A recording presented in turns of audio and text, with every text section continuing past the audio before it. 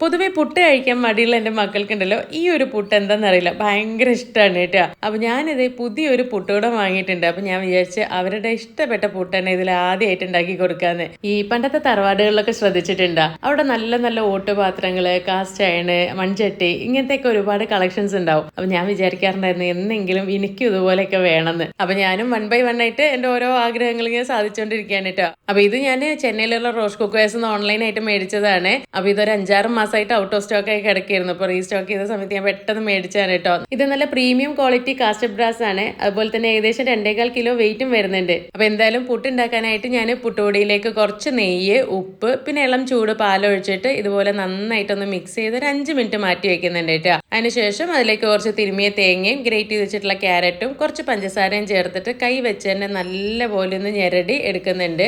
ഇനി ഇത് ഒരു 10 മിനിറ്റ് ഒന്ന് റെസ്റ്റ് ചെയ്യാൻ വെക്കാം കേട്ടോ. അതിനുശേഷം നമ്മൾ സാധാരണ പുട്ടുണ്ടാക്കുന്ന പോലെ തന്നെ പുട്ടുപൊടിക്കകത്ത് തേങ്ങ, പിന്നെ പുട്ടുപൊടി, വീണ്ടും തേങ്ങ, പുട്ടുപൊടി അങ്ങനെ ലെയർ ചെയ്തിട്ട് ഒരു 5-6 മിനിറ്റ് ഒന്ന് ആവി കയറ്റി എടുത്തിട്ടുണ്ടെങ്കിൽ നല്ല അടിപൊളി പാൽപുട്ട് റെഡിയാവും. നല്ല ടേസ്റ്റാണ് കേട്ടോ കഴിക്കാനായിട്ട്. എന്തായാലും ഒന്ന് ട്രൈ ചെയ്ത് നോക്കണേ. അതുപോലെ തന്നെ നിങ്ങൾക്ക് ആർക്കെങ്കിലും ഈ ഒരു പുട്ടുകുറ്റിയോ അതല്ലെങ്കിൽ നല്ല പ്രീമിയം ക്വാളിറ്റിയുള്ള ഓട്ടുപാത്രങ്ങൾ, കാസ്റ്റ് അയൺ പ്രോഡക്ട്സ് ഒക്കെ വേണമെന്നുണ്ടെങ്കിൽ ചെന്നൈ പെരുങ്കുടിയിലുള്ള റോഷ് കുക്കേഴ്സ് ഒന്ന് നേരിട്ട് പർച്ചേസ് ചെയ്യാവുന്നതാണ്. അതല്ലെങ്കിൽ സ്ക്രീനിൽ കൊടുത്തിട്ടുള്ള വെബ്സൈറ്റിലോ വാട്സ്ആപ്പ് നമ്പറിലോ ഓർഡർ ചെയ്യാവുന്നതാണ്. All over India free shipping available ആണ് കേട്ടോ.